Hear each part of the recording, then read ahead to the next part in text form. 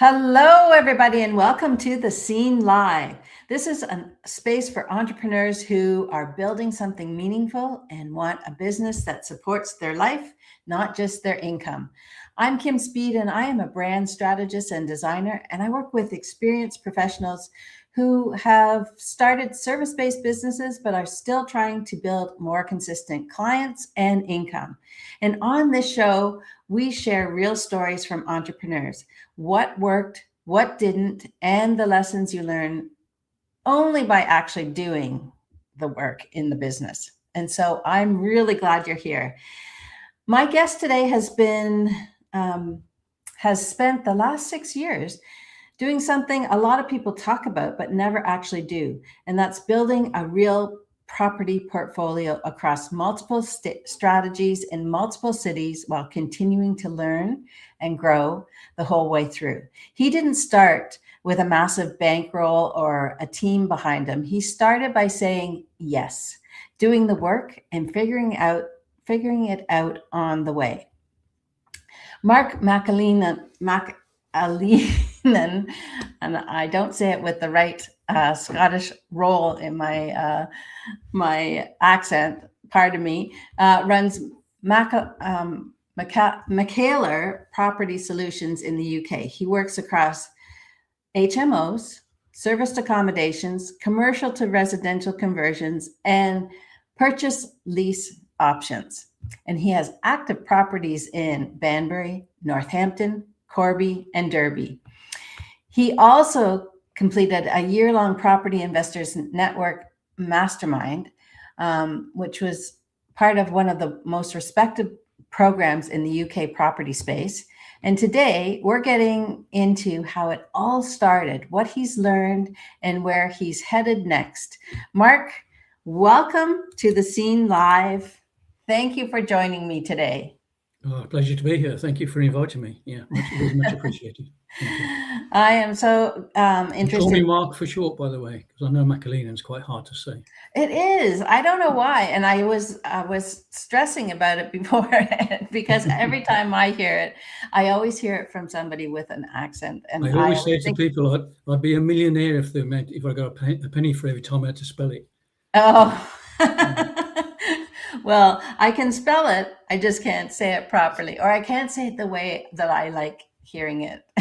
So, okay. But Mark, I always like to start at the beginning.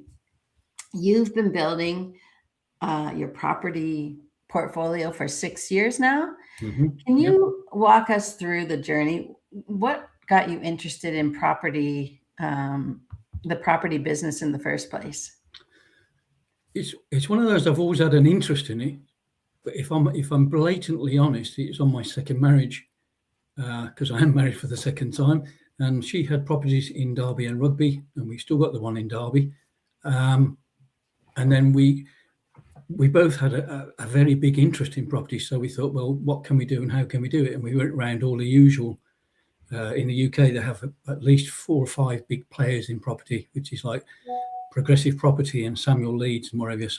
So we did all rounds of those, checking all those out, and we settled on Pin with Simon Zutshi, and we did the year-long program to learn all about as much as we can. But every day is a learning day. It just and even now, just now, May the 1st, we just had the new Renters' Right bill come out, so things are changing again, and there's been unbelievable changes in the 6 years I've been doing it. So. Oh, really? Really? It's good or bad, jury's still out. Yeah. Well, it's interesting because you being in the UK and talking about, having properties and what people are dealing with. I work with a lot of people in North America that also have real estate investment properties. And everybody's talked about, changes and different things. Is that an economy thing, the way the world economy is changing, or what do you think? I think, well, at the moment, and I don't want to go down the talking politics route. No. At the moment, the government that's in at the moment is probably, I'm sure I'm probably not the only one to say it's very short-sighted, because the new rights that have come out have heavily I know people will probably argue about this, but they're heavily based on the tenant side of it. And I've been in HMOs and buying property and having house and multiple occupancy, which means you get quite a few tenants in the same household, so to speak. So we've got a few 5-bed, 6-bed HMOs. So, and would you say that that's like student housing? No, there is a distinct difference between a professional or a worker and a student, and we've stayed away from the student market. There's slightly different rules with the student market, and there's no specific reason. I'm just trying to think of one now, but there's no specific reason we haven't gone down that route. Just thought it had to be HMOs, really. But then it was interesting as well. We've got a 5-bed HMO in Corby in the UK, and I went round. I mean, I've been doing this 6 years, so I'd like to think I know quite a few people. And bearing in mind how big the social housing scenario is in the UK, you think, well, houses and rooms are much needed. When I was inquiring about changing this, because it was an empty property, so I could do more or less what I wanted with it, the social housing came back and said, well, not in this area, not needed, which I thought very strange. But anyway, changed it into a 5-bed HMO, and the rest is history. So it just carries on as HMO, and which is disappointing because it's a bit of a buzzword at the moment. Social housing is quite a big strategy. It might burst pretty soon, but it's quite a big strategy thing at the moment. Everybody seems to be jumping on it. So onto social and other real estate investors too, or well, yes, but then mostly the independent landlords and things. It's a little bit of dare I say it, shiny penny syndrome sometimes, because it's not as good as it's cut out to be half the time. I mean, we crossed on it slightly when we were doing our year-long education in 2020, and we touched on it. But again, it's a strategy we thought we don't want to do. Okay, there are other people doing it and they're doing it very well, but I don't think it's a strategy for everybody to go on to. Interesting. That's because I'm sure it comes with its own set of problems. As you know, working with people that are living. Well, there's any of them. I mean, the problems with HMOs at the moment we're experiencing is, I mean, it's slightly annoying, and I won't mention any names, but when people come on and says, oh, you can do 5 HMOs and give up your day job, not quite that easy.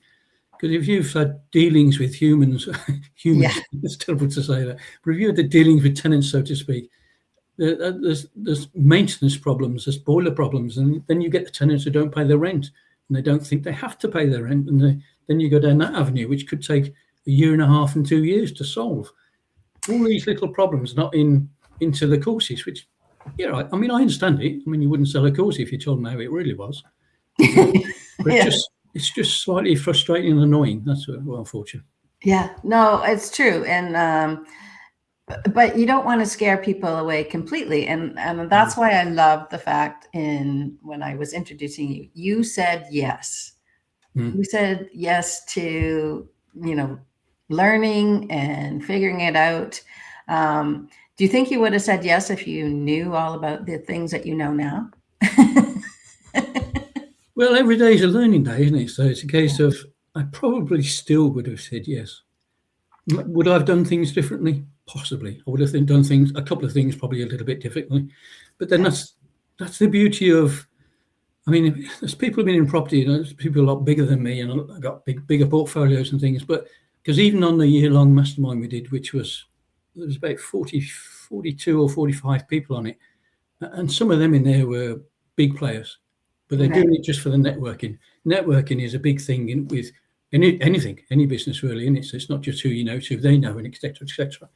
So, but so I'm still, I mean, every day's learning, still learning things, simple as that. So, I mean, we're going more into commercial and residential this year. That's what we're looking to do. We've got a few projects on the go. We've done one already, so we know that's the avenue we want to go. Are we being pushed into it because of the changes? Possibly, yes, I would say, which is I'm probably one of many being pushed into the changes, that all of the rules and regulations coming in. Okay, it's easy for me to sit here and people would say, yeah, but if you're getting out, you're not doing it properly. Well, I'd like to think I'm doing it properly, but I'm still being penalised for it. That's the problem.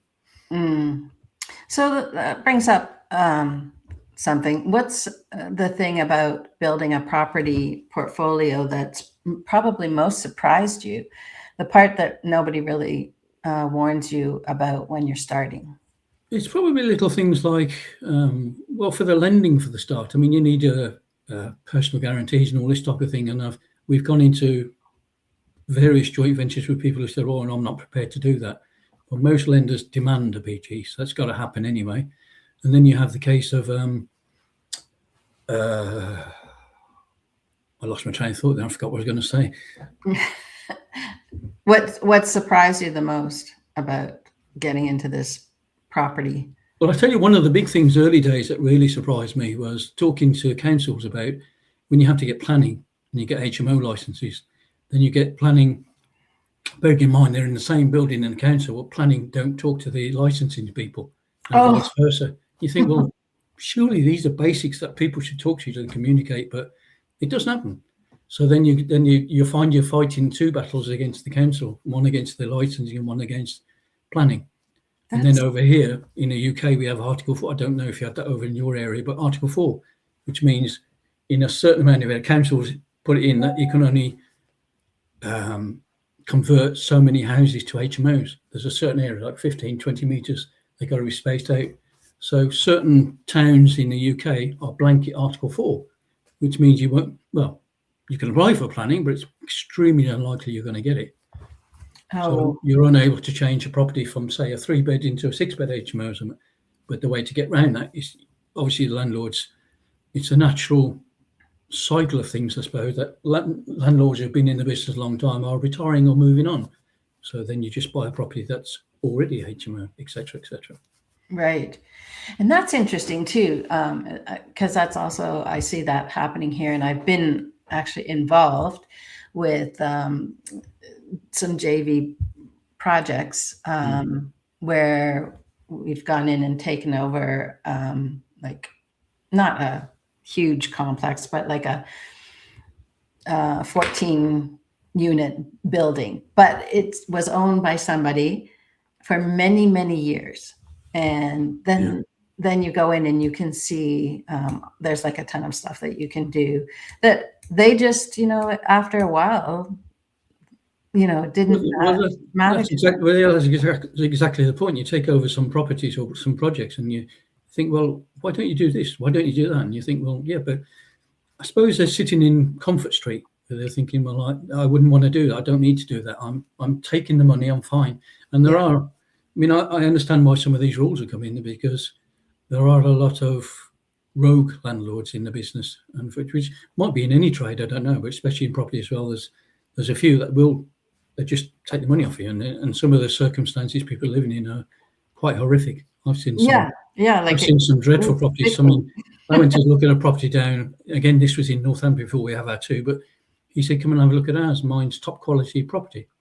But then that's the view of the difference between you and I of what we would say is top quality. When I went to it, I thought, that ain't that good. But he thinks it's good quality, and that's the problem. So some landlords will think, yeah, it's great, and I'm just keep taking the money and don't do anything. Yeah. Well, and I guess maybe they just get tired, or they're just making enough that it's fine for them. But so you've made a serious investment in your property education. You took a mastermind. It was a year-long program, you said? Yeah, it was in 2020. It was a year-long program. My wife and I did it. So, and even in those days, I mean, bearing in mind it's only 6 years ago, but it cost best part of 30,000. So wow. But if I sit here and say, well, has it been, or if you were to say, has it been a benefit? Absolute huge benefit. You have to be educated in property. If you don't, you're just naively wasting money. And it's the very basics of property usually is the numbers. We always do the numbers, and if numbers don't lie, simple as that. So if it's something's not going to work and the numbers say it's not going to work, it isn't going to work. Simple. And you can't manipulate the numbers. Whatever you do, don't do that. So, and you said your wife had property before, and that's how you got interested in it. You saw the potential, but did that sort of price shock you, or did you know that's what it would have to that's what you We need. kind of knew because we did do the due diligence and check out all the competition and what the programs were. Okay, it's a little. I mean, I've heard since there's another gentleman. I'm not going to mention his name, but he does the program that's slightly cheaper. But I don't know. There's an argument sometimes to buy. If you buy cheap, you buy twice, don't you? As simple as that. So, and I'd like to think. I mean, we did our due diligence on checking all these firms out to check, well, what's feasible and who's reputable. That was one of the main drivers. Who's a reputable person? And Simon Zutshi is reputable. As a few of the others are, I get that. But we just felt PIN was probably the best way to do it, Property Investors Network. Right. Well, and you mentioned something before that a lot of people go into this because they want the networking and they want to build their contacts. Do people, go into these types of masterminds and, build up joint venture partners or collaborate on things? Well, yeah, I mean, that's what it's all about. I mean, we did have on our mastermind course, we had a guy called Gary who had a big portfolio, bigger than Simon Zutshi himself. So it confused us. He said, "Why are you doing it?" He said, "It's just for networking and connections." So it's a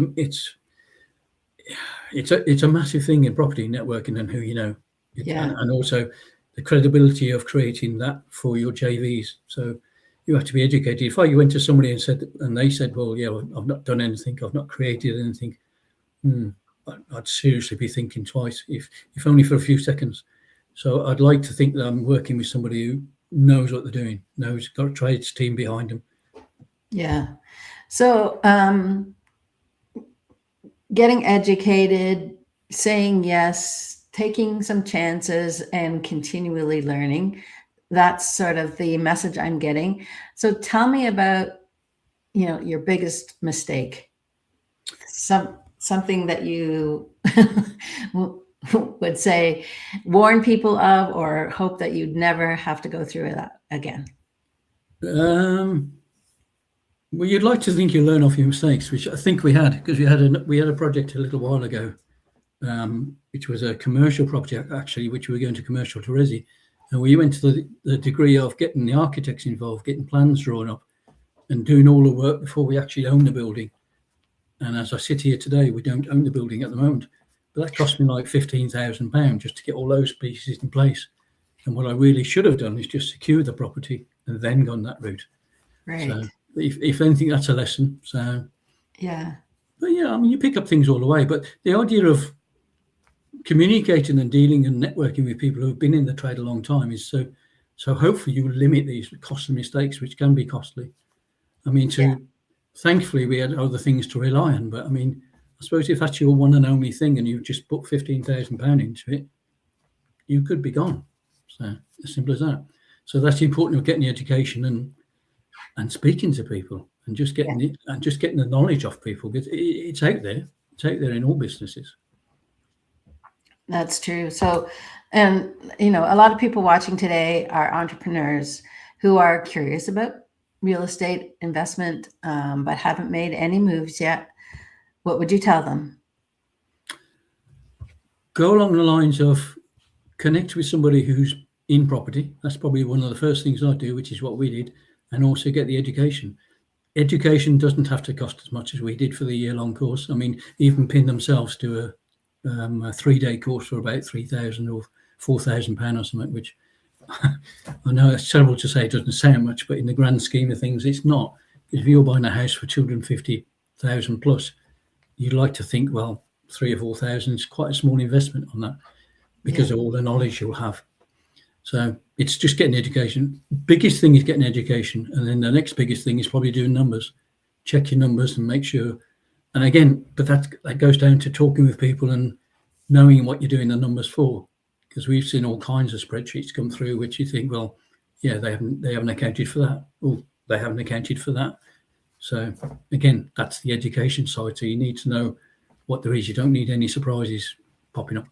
And that's so true, right?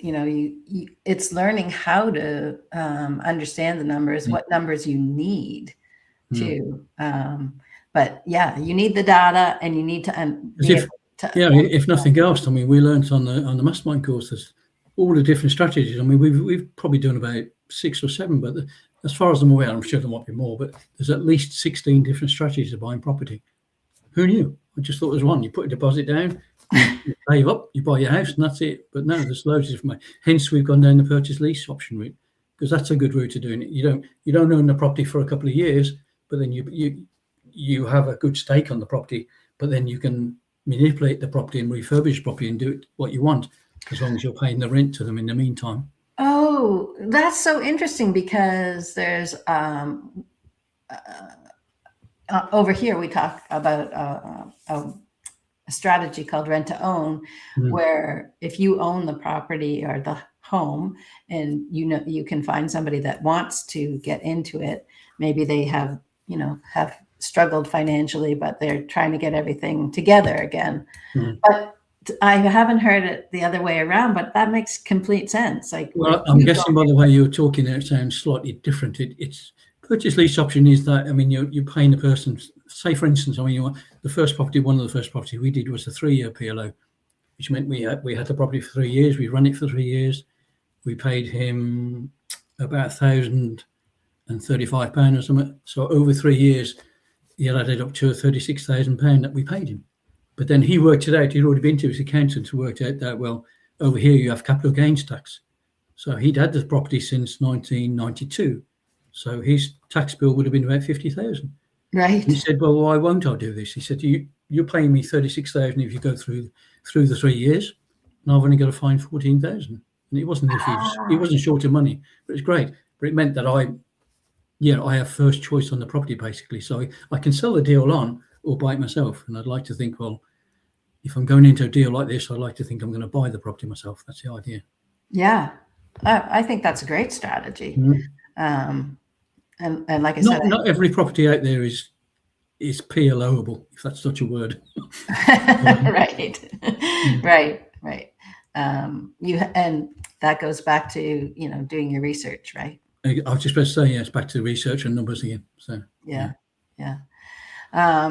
So I also want to bring up, you also run a separate business helping people in the UK save money on their energy bills through a company called Utility Warehouse, I believe. And that feels like a different world from property. What drew you to that, and how does that fit in alongside your? Well, it is different to property, but then also there's a slight relation to it. I mean, we've got quite a few of our properties on Utility Warehouse. There's only a certain percentage you can have of your own properties on that, so that it doesn't appeal to it appeals to landlords in a fair way, but you can't cover all of it. But the essence of Utility Warehouse, which I find, and I know it's a little bit of a cliche, but it's just helping people. It's just helping anybody, absolutely anybody who uses energy can either save money or make money. Simple as that. And that's the beauty of why I got involved with Utility Warehouse. It's network marketing, but it's a different business strategy. It's absolutely different. I mean, you might have heard of Synergy. I don't know, Synergy? Yeah. Pretty big in America and Canada, but it's over here in the UK, Nature Sunshine. So they're network marketing, but this is network marketing with a difference. You don't have a product to sell. You're selling the services, which is, everybody's using services. So I think it's fantastic. And if you're going to save money, it's what we're all about. We're all about trying to save a bit of money. And how is it that you can save money with this over paying direct? Well, Utility Warehouse is competing with the likes of Octopus and Scottish Power, I suppose, for energy. But the difference with Utility Warehouse is they do broadband, mobile, insurance, and energy. And the more services you take, i.e. one of those products, the more you take, the cheaper the energy gets. So just for instance, you could start at £200 for gas and electric, but then if you took on broadband, it could reduce to 180. If you took on mobile, it could reduce again to 160. And that's where the competitive edge comes against it. Oh, that's interesting. And as we had mentioned before, you and I, and I'm sure a lot of people feel is, things are tight. The economy is squeezing every cent out of all of us these days, from the grocery store to our households. and are driving, I know that you don't pay for gas because you have an electric car, which was Yeah. wise. It's extremely wise at the moment. It's like costing me £6 overnight to charge it. I thought, Wow. that'll do. Wow. Yeah. So smart. So Mark, where are you headed next? What does the next chapter look like for you? I'm looking more at, in business-wise, in property-wise, we're looking more to go into commercial to residential conversions because that's what we enjoy, that's what we like, and it's probably more advantageous to us as property people. And also utility warehouse, which you kindly mentioned, it's just building a business, building up and helping as many people as can. And again, I apologise for sounding cliche, but that's it. I like to try and help people. I like to give back. That's the whole point. I must admit, I've been unfortunately, in business for myself for about 35, 40 years. So to me, it's all about trying to give back what you know. I was in the box making business for a long time, importing from the Far East. But again, it's just saving money. So you go into people and say, well, I can import this myself. I can save you a bit of money. What's not to like? And unfortunately, everybody in life is in business to earn a bit of money. That's what it's about. Well, yeah, if you're not making money, then it's not really a business. So we all have to sometimes realize that, it's great to help people, but we also have to help ourselves too. Yeah. So when you think about the version of yourself who was just starting this journey, what do you wish you had understood sooner about building a business? Now, and I want to go back to even when you were so you had your own business even before the real estate, as you mentioned, you had the packaging. So to be an entrepreneur, think of it in that way. What does a younger version of yourself starting out, what do you wish you understood? I've said this to many people actually. If you can look back on your life and had no regrets as such, then that's great. I'd like to say, I said to you earlier, I'm 40 plus a few years, so yeah, I'm getting on a bit. But I can honestly look back and think, well, have I enjoyed what I've been doing working-wise since I left school? I think yes, 100%. Would I have done things differently? Maybe, I don't know. Because funny enough, I was just having a conversation with a Ray, he's a common friend of ours, and it's one of those scenarios you don't know what you don't know. So yeah. He's doing some projects that you think, well, I didn't even know that goes on, and I'm sure you probably do the same. And then in property, I suppose if there is a little regret, I think I probably could have done with getting into property sooner than 6 years ago. If I'd been doing it probably 20 years, 25 years, I'd have been doing a lot better, and I would probably have enjoyed it more. But all the rules and regulations that are coming in have kind of tightened things a little bit at the moment. Again, it's probably right to a degree, but there has to be a limit, I think, at some stage, which is probably why we were looking to make more to get more into commercial, because it's a little more, I don't want to say lenient than residential, but it's a little bit easier to do. So, but then it's also helping commercial properties and also converting to apartments and things like that. So it's commercial to residential, which is the strategy we're favouring, really. So, but then that's one of those. If I hadn't done the program, if I hadn't done the mastermind program, if I hadn't learned, if I hadn't done the due diligence and also the education, I wouldn't have learned any of this. So right.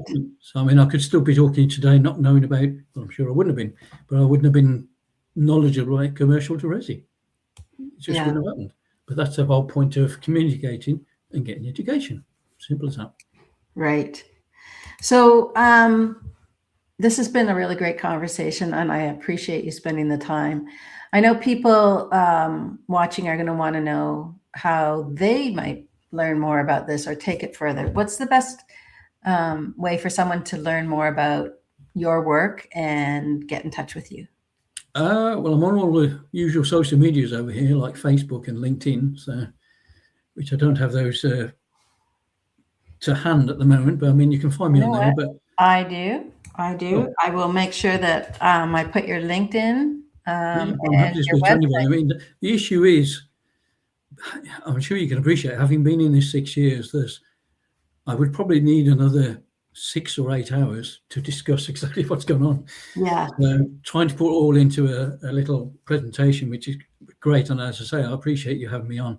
But it's just getting educated. And there is such a lot out there.